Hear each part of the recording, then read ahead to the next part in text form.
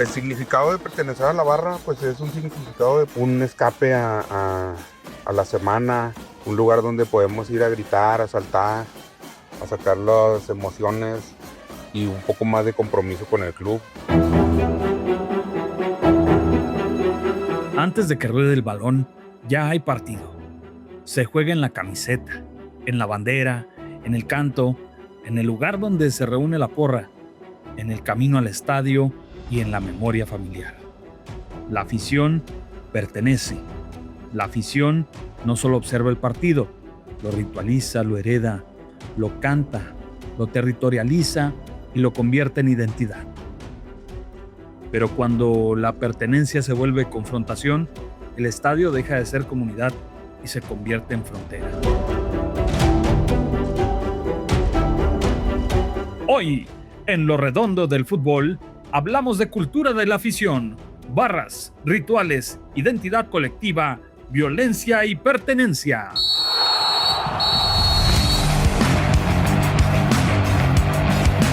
El fútbol no solo se juega, se piensa, se vive y se cuenta. Analizamos el fútbol Desde perspectivas poco exploradas. historias, Negocio identidad. y comunidad. Radio UACJ y la Universidad Autónoma de Ciudad Juárez presentan Lo Redondo del Fútbol con Elizabeth Dweckman y Ramón Morales.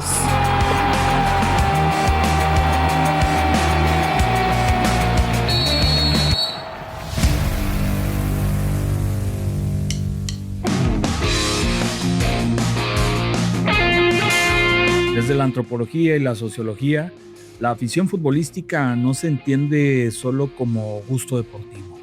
Es una forma de identidad social. Un equipo puede representar ciudad, barrio, familia, universidad, clase social, región, historia obrera, orgullo local o antagonismo frente a otro grupo. En México, Roger Magazine, José Samuel Martínez y Sergio Varela coordinan una obra clave: Afición futbolística y rivalidades en el México contemporáneo. El libro estudia cómo las rivalidades futboleras mexicanas se relacionan con el sistema urbano nacional, el centralismo, las alianzas regionales y los equipos llamados nacionales. Ser aficionado no siempre se elige, a veces se hereda, se aprende en la casa, en el barrio, en la televisión, en el primer viaje al estadio o en la voz de un padre que grita un gol. El equipo se vuelve una especie de apellido emocional. No dice solamente a quién le vas, dice desde dónde miras el mundo. Las barras, porras e hinchadas organizadas producen rituales: cantos, trapos, bombos, banderas, caravanas, viajes, recibimientos, reuniones previas, códigos internos y jerarquías. Estos rituales generan pertenencia, pero también delimitan fronteras. ¿Quién es de los nuestros y quién es el otro? Platicamos con el doctor Luis Manuel Lara, profesor investigador de la Universidad Autónoma de Ciudad Juárez, sociólogo especializado en fútbol soccer. El doctor Lara hace una distinción entre las clasificaciones de porra, barra, afición. Sí, la diferencia entre afición, porra, barra o hinchada eh, tiene que ver con la cuestión del tipo de vinculación que hacen con el equipo, con el atleta, con la figura a la cual pues existe un apego, es decir, una cuestión de estimación, de afecto, de simpatía, de agrado. Todo eso está vinculado en cualquiera de los enfoques de un aficionado. Un aficionado, una aficionada, al final de cuentas, es alguien que está en expectativa, expecta, es decir, visualiza, escucha, sabe y siente sobre aquel equipo, sobre aquel atleta, sobre aquella figura. Sin embargo, si bien cuando hablamos de afición, lo hablamos en un sentido general, es decir, alguien que es parte de una porra puede ser parte de la misma afición o puede estar en vinculación con la afición general. La hinchada, la barra, los grupos de apoyo están vinculados de una forma mayormente o más fuertemente en identidad. por ejemplo, en la afición, al congregar tanto personas que pueden ser parte de una barra, pueden ser parte de una hinchada, pueden ser fans, la vinculación, como le decía, es lo que les marca la diferencia. En términos generales, la afición es aquella que gusta de algún estímulo, de algún equipo en particular, de algún atleta, de alguna figura. Pero ya las barras, las hinchadas, tienen un tipo de organización más constante. Es decir, puede estar incluso por fuera, en este caso del fútbol, puede estar por fuera de lo que se anima en el estadio. Todos son grupos de animación, que es también uno de los elementos de una afición. Ese tipo de animación puede ser muy activa, puede ser pasiva, es decir, solamente reaccionar cuando se mete un gol, cuando se comete una falta, pero hay grupos de animación que independientemente de lo que esté sucediendo en la cancha, están en constante vínculo, ¿sí?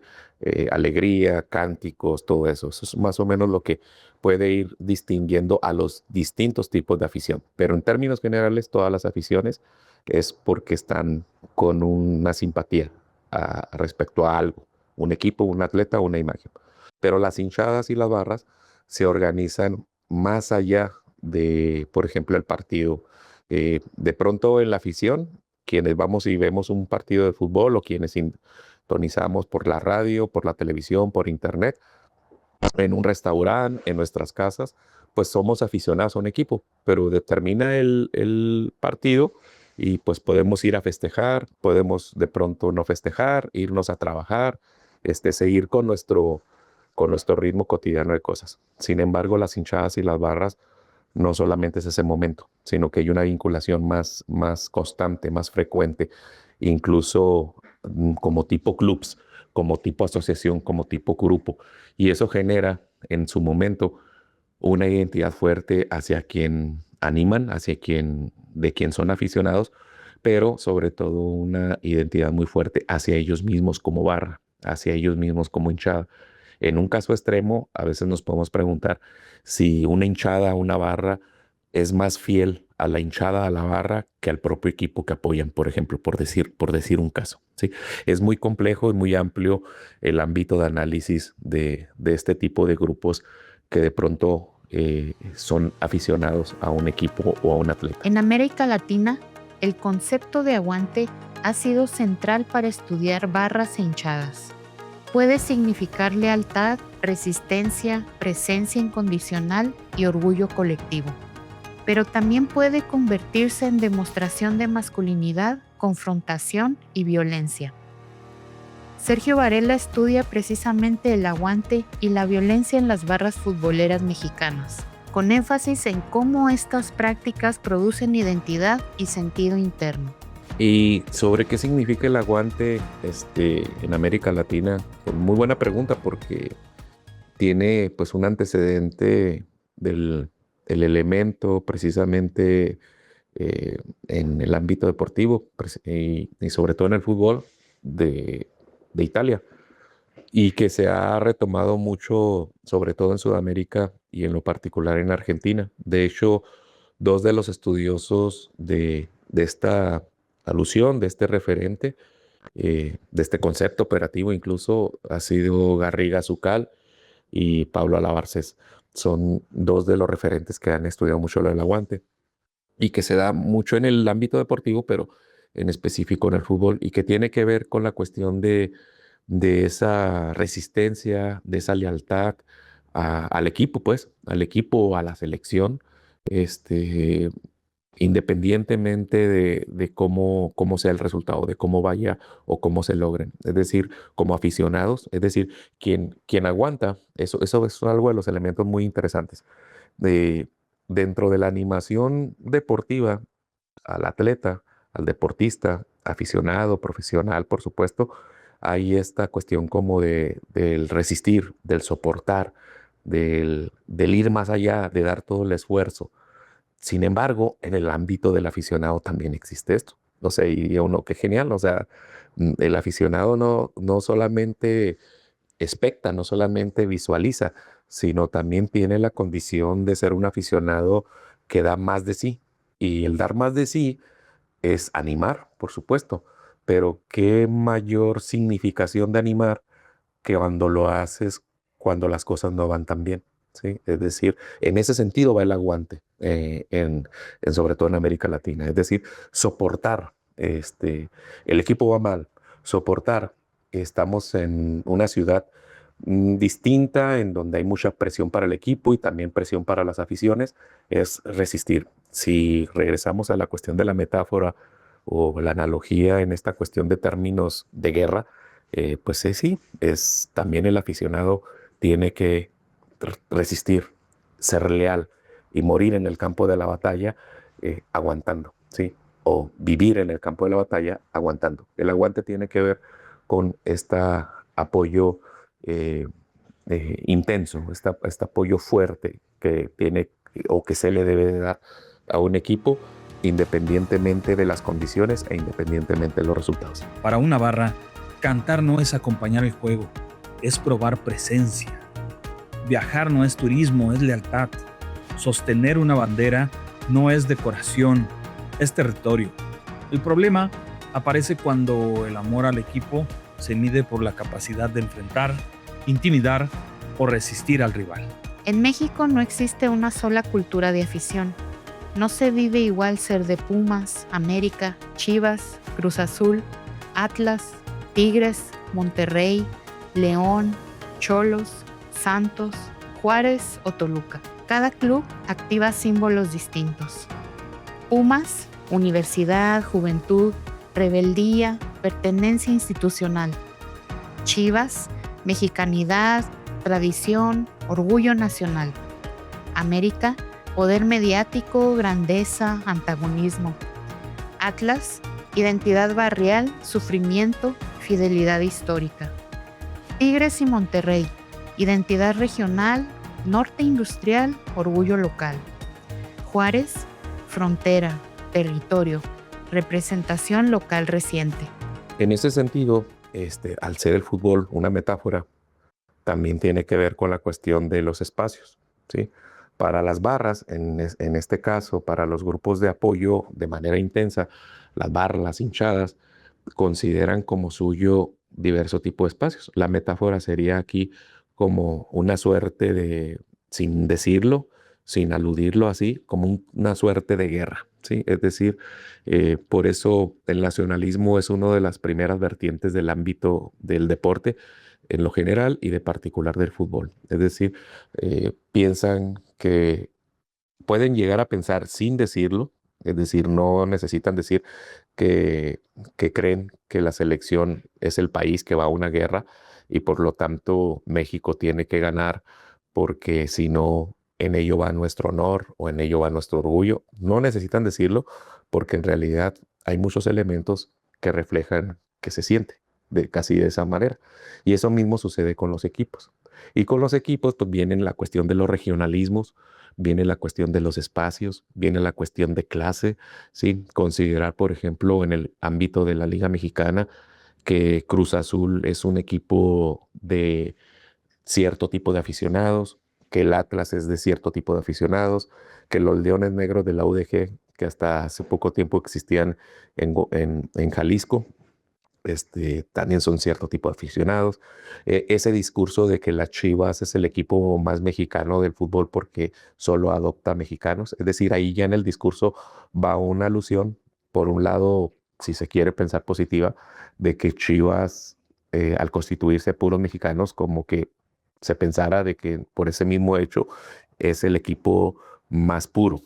Y por el otro lado, pues entonces se pensaría que Chivas es el equipo más excluyente, ¿no? Hoy día en estos tiempos dirían, bueno, entonces Chivas es el equipo más excluyente, es decir, más cerrado a la cuestión de la inclusión de personas allende a las fronteras que vienen y a lo mejor quieren jugar con Chivas de Guadalajara. Y que al América es el equipo más rico y que se le han dado campeonatos. Es decir, todo eso genera no solamente espacios físicos, sino también espacios en el imaginario. O sea, suponer que un equipo es esto, un equipo es aquello, que yo apoyo a este equipo porque yo soy parte de esa filosofía de vida y por lo tanto se mueve, se vuelve muy fuerte la cuestión de la dinámica de los espacios sociales, pero también de la cuestión de la clase social, ¿sí? Y el primer escenario para vivir eso, pues es el ámbito urbano, en donde se ven todo este tipo de expresión. Los estudios antropológicos sobre el fútbol en México han demostrado que las identidades futboleras se articulan con ciudad, clase, región, juventud y medios de comunicación. La investigación de Sergio Varela recopila trabajos sobre Pumas, Sinaloa, rivalidades nacionales y estudios antropológicos del fútbol mexicano. El fútbol es una metáfora, es una metáfora de la vida. De hecho, quienes trabajamos la sociología del deporte, el deporte mismo, por supuesto, es un reflejo de lo que en la sociedad se vive, o sea, es decir, en lo que el tipo de sociedad nosotros estamos viviendo. Si, por ejemplo, hace 30 años la sociedad estaba más cercana a considerar que las mujeres no deberían de jugar fútbol porque no era algo propio de ellas, pues estamos hablando de una sociedad más machista, más cerrada, más patriarcal, y se reflejaba en las expresiones culturales como el fútbol, otras disciplinas como el boxeo, incluso en el arte, incluso en la educación.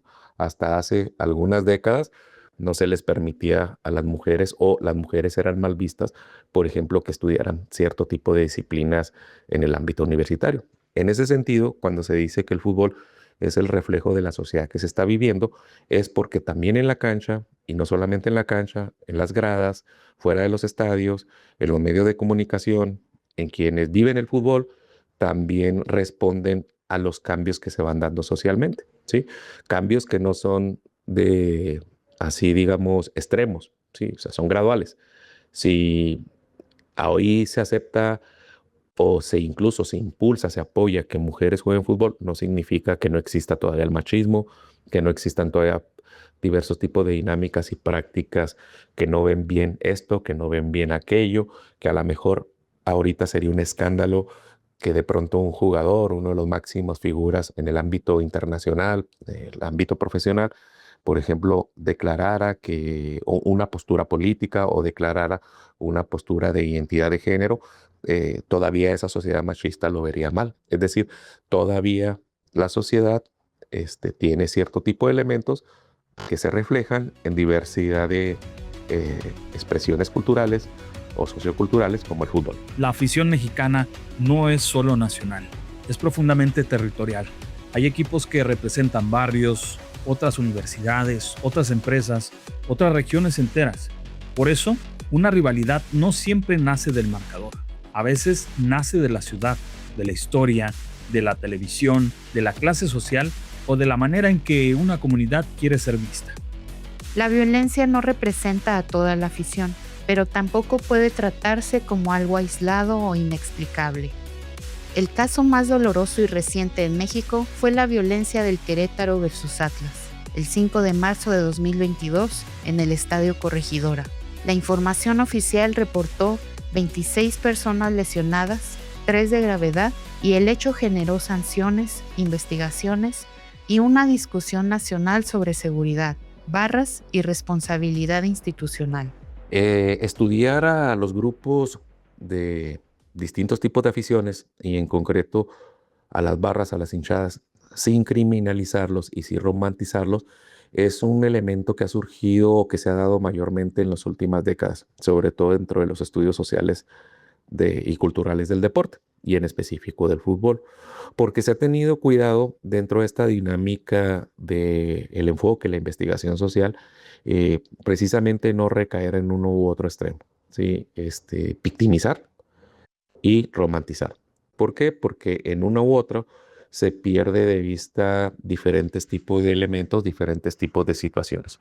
Uno puede tener a lo mejor cierto tipo de simpatía o cierto tipo de afecto o incluso un rechazo respecto a las expresiones que se hacen en un grupo, pero en el ámbito de la investigación, en el ámbito del estudio social, la academia, científico, dentro de las ciencias sociales, se tiene que poner primero un dispositivo de condición epistémica y ética en donde se cuide ni victimizar ni romantizar.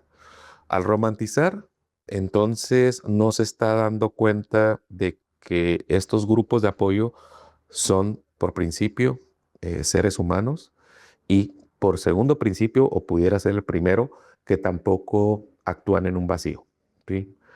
Siempre hay intereses de trasfondo, siempre hay promociones de trasfondo, siempre hay discursos que van encaminando cierto tipo de situaciones e incluso aquello que nosotros podamos visualizar como pues muy romántico, puede haber un trasfondo que ese sentido romántico no lo sea tan así, sino que hay un elemento de poder, que hay un elemento que detrás excluye, que detrás violenta, ¿sí? No necesariamente el grupo que apoya, en este caso hablando de barras, sino lo que permite que ese grupo esté haciendo tal o cual expresión.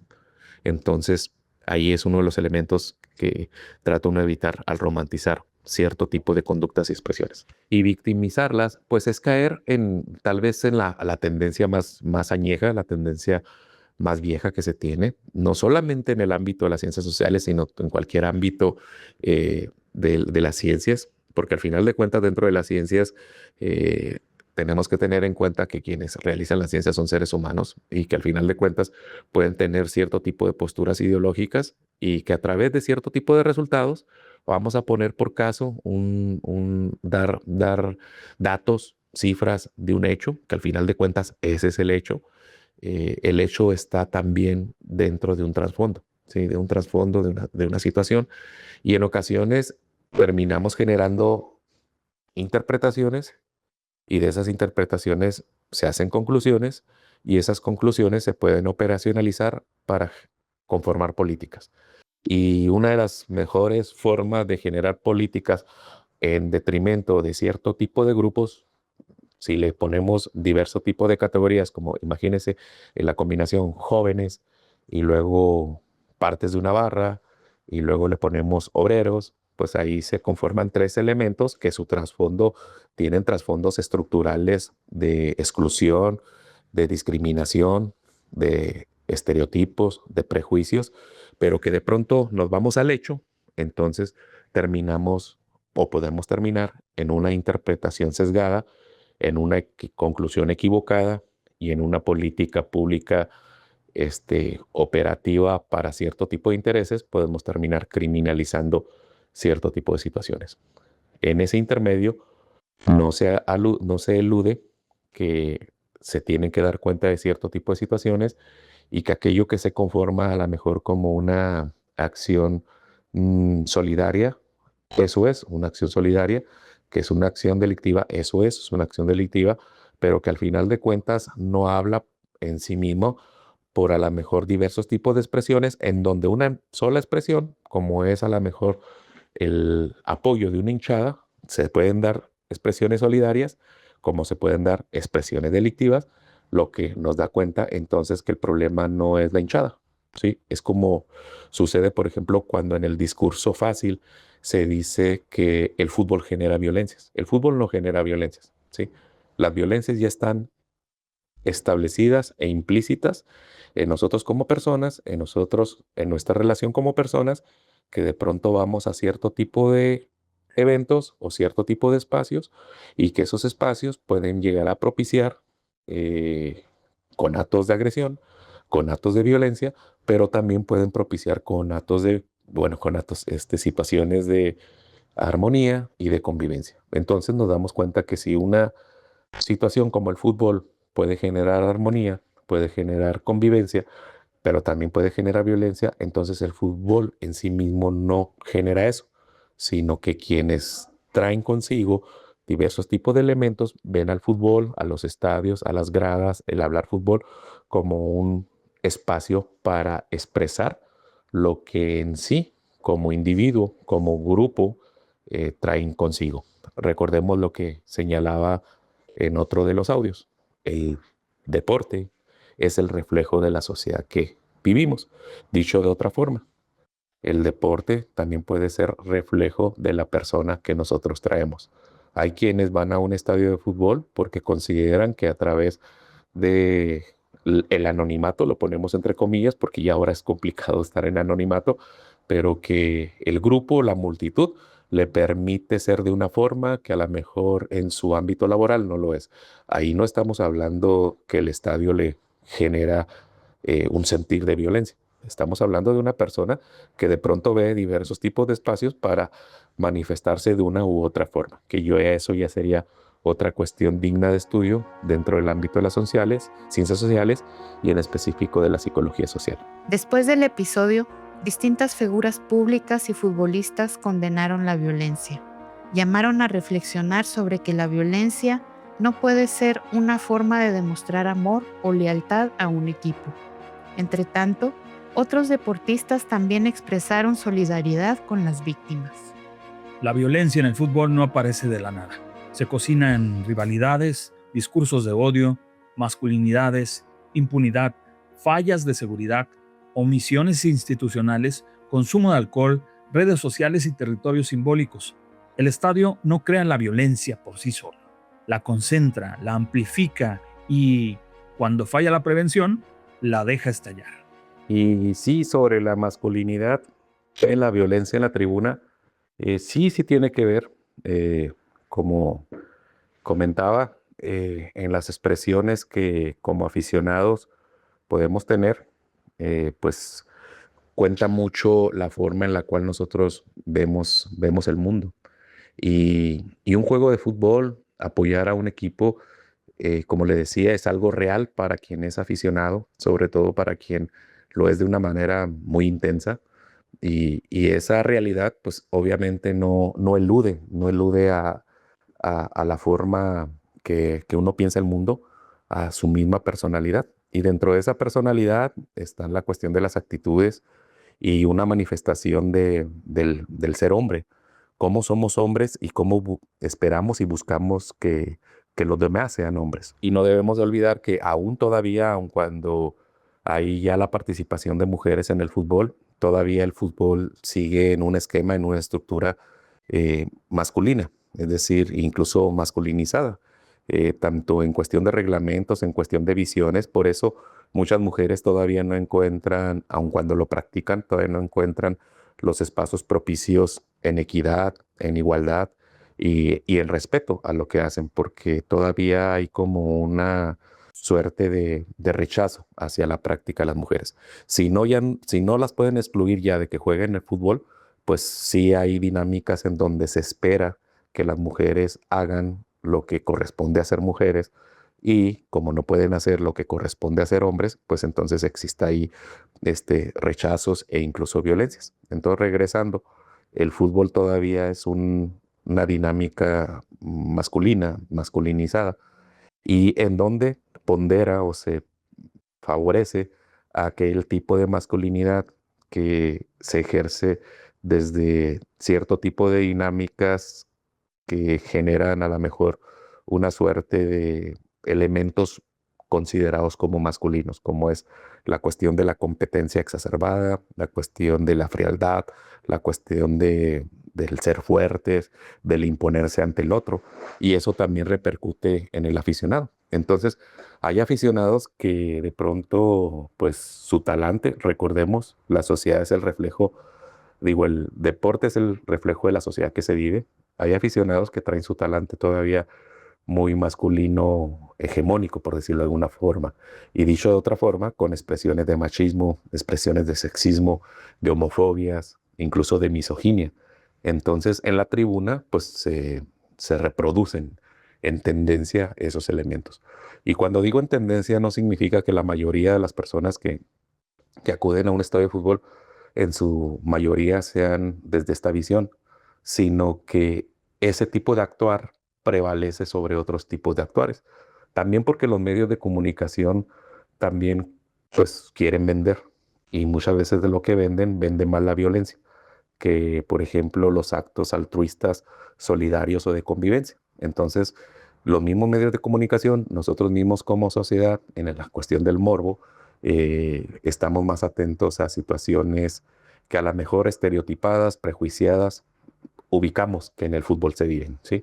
Tal vez en el fútbol, de hecho, no tal vez, se viven, Hay muchas manifestaciones por jugadores, por aficionados, de solidaridad, de convivencia, de paz, pero esas no venden tanto como la cuestión de la violencia y la agresión.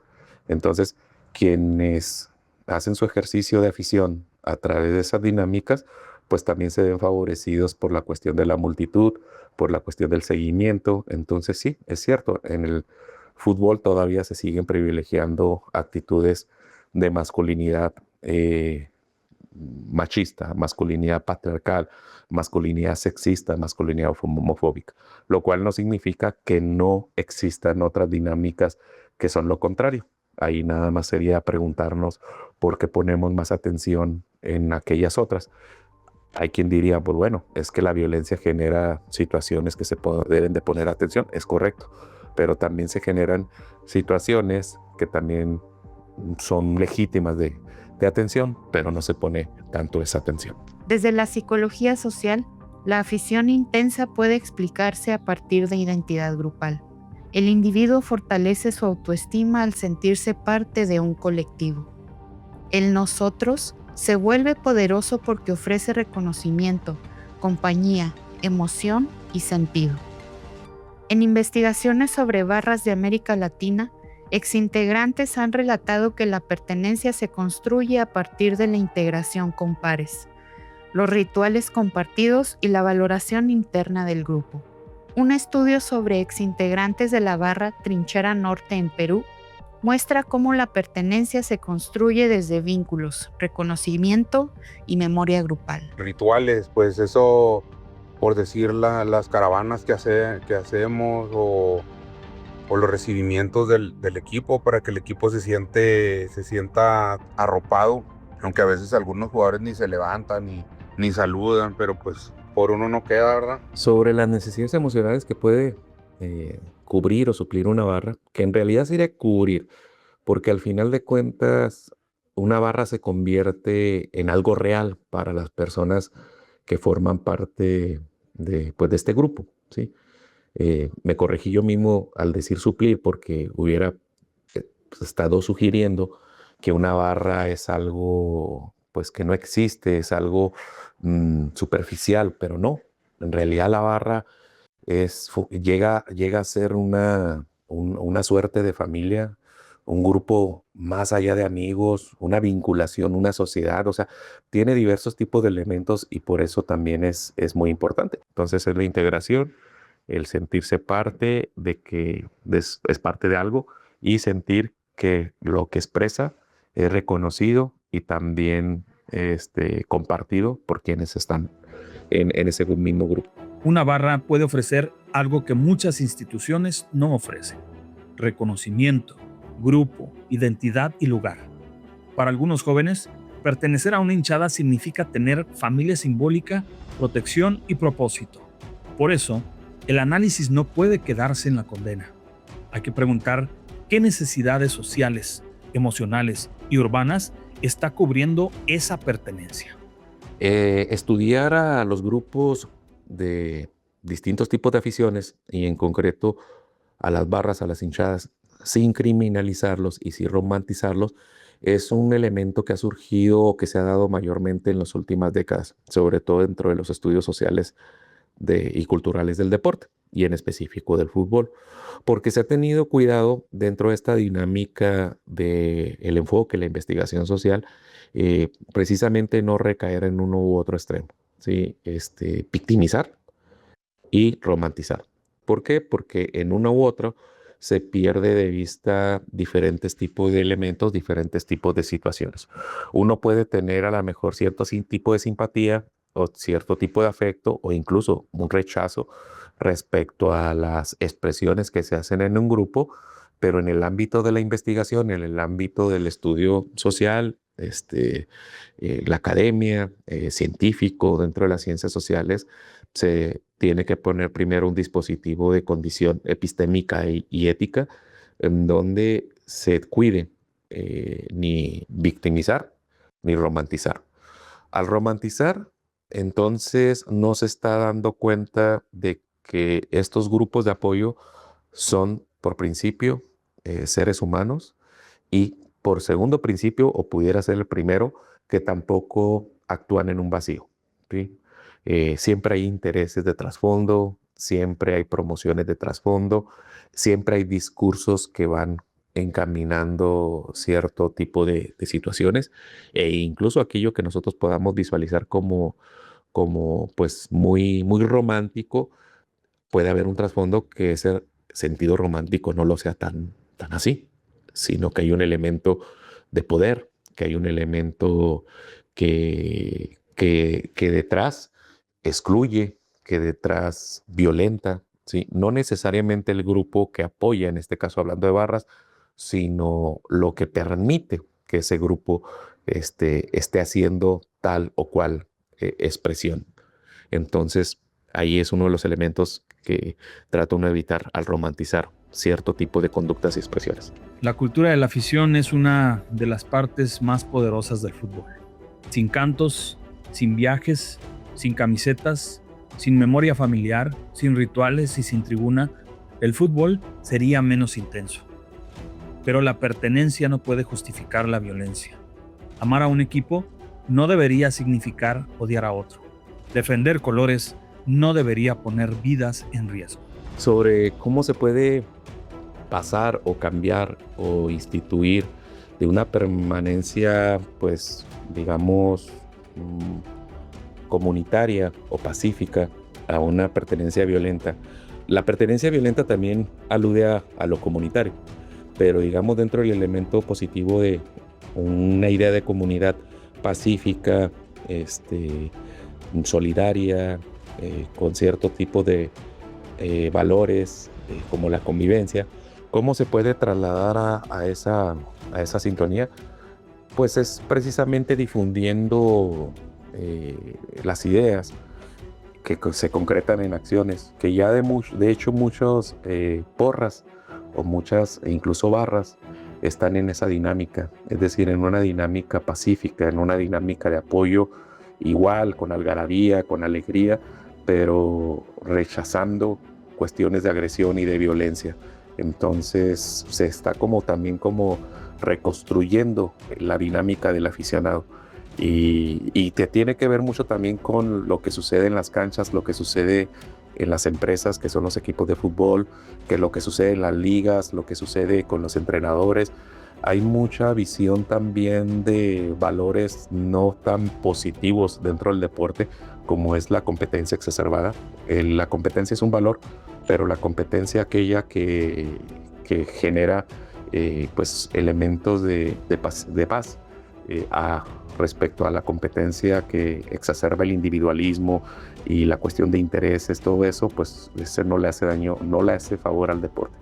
Y entonces también hay expresiones así, pero cómo se pudiera transitar de una convivencia o de una pertenencia comunitaria pacífica a una pertenencia que es violenta, o pasar de la violenta a lo comunitario pacífico, pues es a través de la sensibilización. Y eso corre mucho a partir de los aficionados, porque el aficionado en realidad no tiene la forma en que el jugador o que el empresario cambie, pero sí tiene la forma de dar un reflejo de que la afición rechaza cierto tipo de dinámicas que empresas como la FIFA, como la Federación Mexicana de Fútbol, como las directivas de equipos, los mismos jugadores, siguen trasladando en el campo de juego, siguen trasladando en el ámbito de la organización de los eventos, y pues las aficiones son quienes tienen la pauta para hacer ese cambio.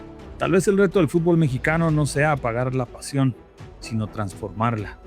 Que el estadio vuelva a ser territorio de encuentro, no de miedo, de identidad, no de guerra, de comunidad, no de exclusión.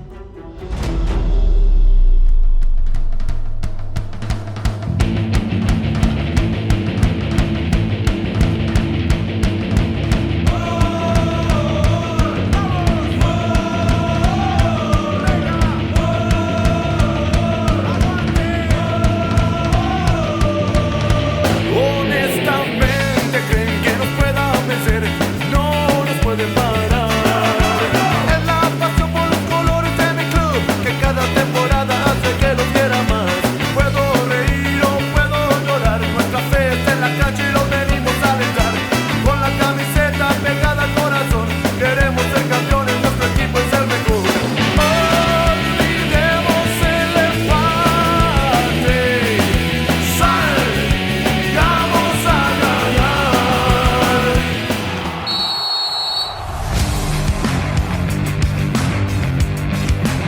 Esto fue el silbatazo final. Pero el fútbol da revanchas y vamos a regresar. No te pierdas el próximo capítulo De lo redondo del fútbol, un espacio para entender el juego más allá de la cancha. una producción de la Dirección General de Comunicación Universitaria de la Universidad Autónoma de Ciudad Juárez, a través de Radio UACJ.